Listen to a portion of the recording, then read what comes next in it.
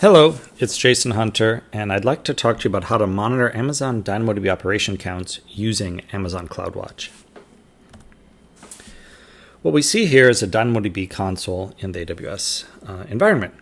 I'm looking at a table called Your Table Name, and I'm seeing various metrics about what's going on in it right now. I have various reads coming to it. I have some writes. I have no throttles. That's good.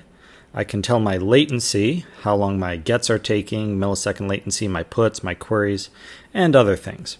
Sometimes people have asked me, hey, how do I get a count of how many gets, of how many puts, how many queries, how many scans are happening all the time? And that's not something you see right here, but you can get it with a couple of clicks. So let's look at the get latency chart. All right, make it bigger.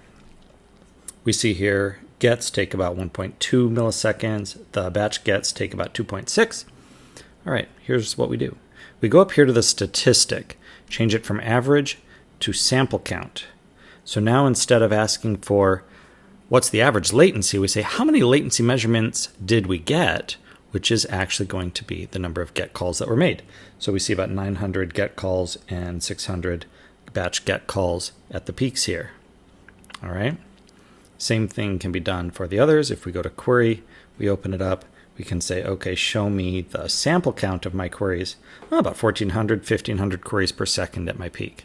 That's what you do. You change that up here from average to sample count. It still says over here milliseconds as if that were the units.